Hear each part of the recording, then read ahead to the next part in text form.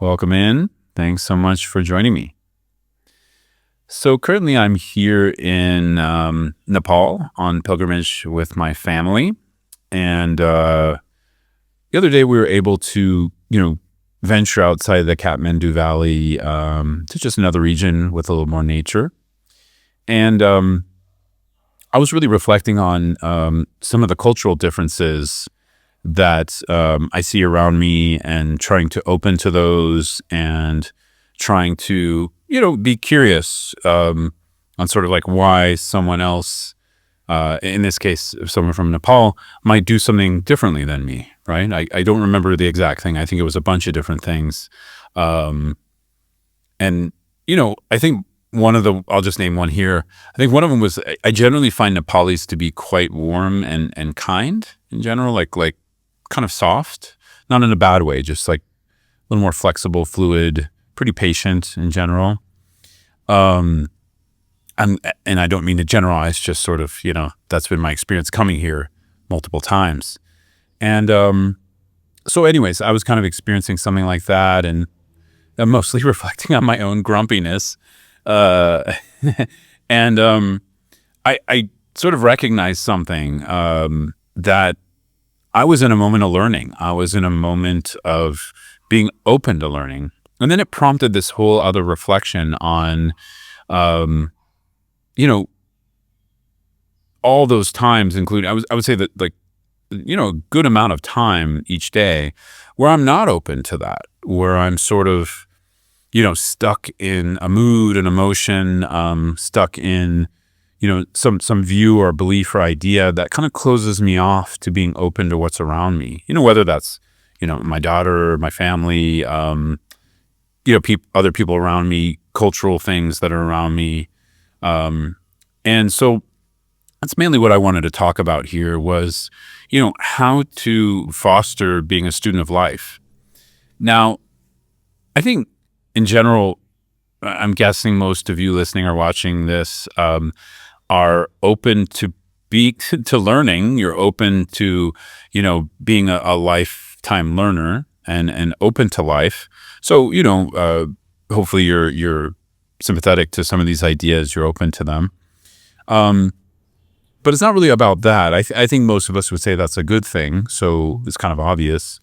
But, are we actually doing that is, I think, the question. And if we're not, or we're able to do it some of the time, like me, but not all the time, as I said, probably the majority of the time, I'm not doing that. I'm not, in learning mode all the time. What's blocking me? What's blocking us from this? And then, mainly this comes out of, I over the years, I've really come to see my spiritual path, the Buddhist path, as a process of opening to life, of, becoming, using life to learn. And of course, the Dharma, the teachings, the paths that I practice within Buddhism, mostly I work with Himalayan Buddhism, is part of that. It's sort of like that's also part of the learning process, the life process. But what do they get applied to? They get applied to what's in front of me.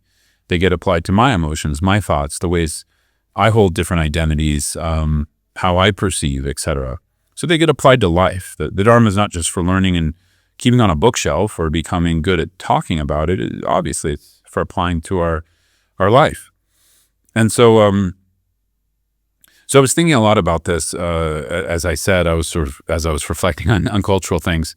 And I guess I had this moment where I just noticed how much stubbornness often prevents me from being open, meaning like, if I'm getting stuck in a view, if I'm getting stuck in an opinion about something, or, let's just say I have a reaction, like, I don't know, someone's a little gruff, and sort of doesn't smile when we have an interaction, immediately, the door closes, and then it's difficult to learn from them. And by learning, I don't mean they have to become my explicit teacher, like teach me stuff through words. Just looking at someone, just observing someone, we can learn a lot, right? As I said, I've been kind of observing drivers here in Kathmandu, and they're incredibly patient. I haven't really seen, God, just now thinking about it, talking to you, I haven't I've seen like almost zero road rage. They honk a lot, and that's sort of another cultural thing. They honk. I think this is what they do, but someone is Nepali, you can comment here and let me know if I'm wrong. They honk to let people know that they're there. So sort of like it's not an aggressive reaction. It's a honk saying, "Hey, you watch out! I'm coming around you," or "Hey, I'm here and I'm crossing this way." But it's a lot of honks, I'll say. So to those of us from countries where you honk when you're mad, or it's sort of saying like, it's punishing someone for cutting us off or something, or warning them or whatever. It can seem, we can get tense because it feels aggressive, but actually, I think most of it here, at least in Kathmandu, it's like a warning. It's like letting people know you're coming. Anyways, other than that, I haven't seen, and I wouldn't, as I said, I don't consider that road rage here. It's just sort of part of the driving culture. But I haven't really seen any road rage, and that's pretty impressive, So just from that, it's like, this is where I think we can find Dharma in everyday life, and we can use the combination of learning from others in sort of spoken and unspoken ways, and then making it conscious, and then making aspirations. So what it caused me to do was, I'm not a super patient person, so just seeing that, I was like, oh wow, I want to be more patient. I want to be like that. So seeing positive construction human behavior, bearing witness to that, making it conscious for us can be really good because we see it in others. It can be something we aspire to cultivate. Again, this doesn't have to mean we're bad and we lack something. It just means, I want to cultivate that, right? There's some stuff I have that maybe the driver on the road next to me in Kathmandu doesn't have, right? So it's fine. It's not like a race for who's better. It's just sort of, okay, this guy's a very patient driver. May I be more patient when I drive? So we can use those kinds of aspirations as practitioners. That's also Dharma practice, aspiring in the moment. And it really helps with learning. And this first kind of block or obstacle to becoming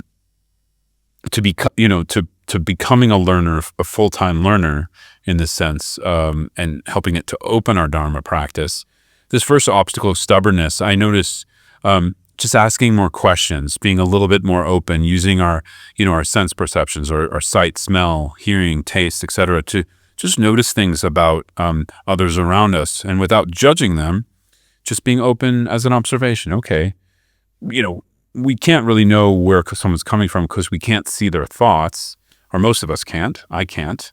So I have to rely on people's actions, right? I have to rely on their body language and sort of what they're doing, and then I try to see the positive if I can, and then use that positive to create some aspiration. And I noticed, as I said, this does cut through my stubbornness, right? And what I see a lot of, some people I work with, as well as sort of others I encounter, sometimes stubbornness comes out in like an unwillingness to budge from our view about something, right? Like this thing is bad, and it's always bad, and it's always like that.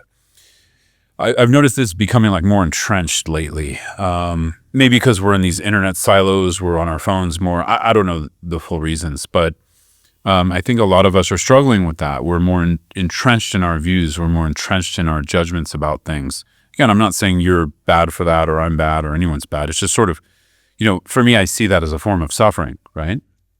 And so if we can open up, I'm just using the word stubbornness here to describe that. If we can open up the stubbornness around that, I think it really helps, because one of the ways I suffer the most is through fixed views, through sort of developing some kind of a judgment, not an observation. Judgment is really for me, the difference here is like an observation can be, oh yeah, I probably shouldn't cross the street now because there's a lot of cars and I might get hurt, right? Like that's a wholesome judgment or observation, where an unwholesome one might be, I should never ever cross the street because it's a dangerous place forever, right? And that's just not true. It depends on the street, right? And similarly, when we apply that to someone else, where we demonize someone or box them in as this person is inherently bad and always like that, this can create a locked-in kind of stubbornness. And mainly what I wanted to point out here is I've noticed in myself, I stopped learning. I stopped being open to the world. Definitely that particular person, I'm cut off from learning from them, which is a shame because they might actually have something to teach me. I could learn something from them. So that's the first one. Sorry, the first and the second. So the second I want to talk about was fixating on our views and opinions. But I think it's sort of like the stubbornness in our views, the stubbornness in our opinions, the stubbornness of our judgments leads to that fixation. The last one I want to share is on excessive doubt. So healthy skepticism is something, my teachers have encouraged me, and I also encourage others because I just find it so useful. And the way I usually express healthy skepticism is through curiosity, just being curious about something. Like, for instance, if we're studying a Dharma teaching that, is just kind of like out there for us, like it's just not applicable to us right now, we don't understand it, and we kind of slightly, that scares us. We don't necessarily like it for that reason. We can just have the question, well, what if I open to this? What if I give it a shot to try to understand it? What if I, it's not about believing it. Like, often the karma, cause, and effect is one teaching that goes into this realm for Western practitioners. It's not about believing in karma. It's about being open to the teaching. It's about learning, oh, what might that be? What is the real meaning of that? How is that serving my path? How is that serving others? Rather than it being just something we need to believe, right? So when we change the question, the line of questioning up, I find that opens up doubt, because doubt is this fixed thing of like, I don't know about that, and it's sort of like sealed off, right? It's become a little bit more solid, as opposed to skepticism, which is, I don't know, but let's learn something. Let's be open to it. Let's give it a chance, right? Something like that. Now, of course, there's certain things in life we don't need to give a chance. We know they're going to hurt us or hurt someone else. But there's many things that we can be open to. So for me, as I've already said, what this fosters when we open up our stubbornness, this leads to opening up our fixed views and sort of being curious about them. Both, it can have the question, is my perception, is my view the only view? Is it correct? Is it not correct? Just being open to that. And then, of course, that starts to open up excessive doubt while still being curious, which helps us to foster a healthy skepticism, right? And then we become a learner. We become someone who's learning from life, who's looking at life. I've met some really incredible people who exude this quality, which, I really, they help me to really aspire towards this, just being really open and learning. But of course, discerning, we need to still be discerning. So curiosity doesn't mean we drop our discernment. But I've met some people who are quite discerning, actually more discerning than your average person, and they're very open. And there's this quality of warmth and compassion there too. So anyways, just some other ways to reflect, that's mainly what I wanted to share, because these are some qualities and some ways of working with, my life that helped me to open to my Dharma practice. So if you're a meditator or Dharma practitioner, I'm curious about your thoughts on this. I'm curious about how you might work with this, because this area has really, really helped me and served me, just becoming more open, more curious. And again, most of the time I'm not very open, admittedly, but I aspire to be. And then, definitely through practicing this kind of thing, I think probably I'm more open than I was 10 years ago, which is a good thing. And it's really helped my practice, right? Not that I've gotten anywhere special, more that, I don't know, I think there's a little more ease because of it, and a little more enjoyment of life, not in the sense of like pleasure, but in the sense of connection and all of that. So just a few things I wanted to share on this topic. As always, please let me know what you think. If you have any follow-up questions, I'm happy to make more content on this based on your questions or thoughts. And yeah, thanks so much. Take care.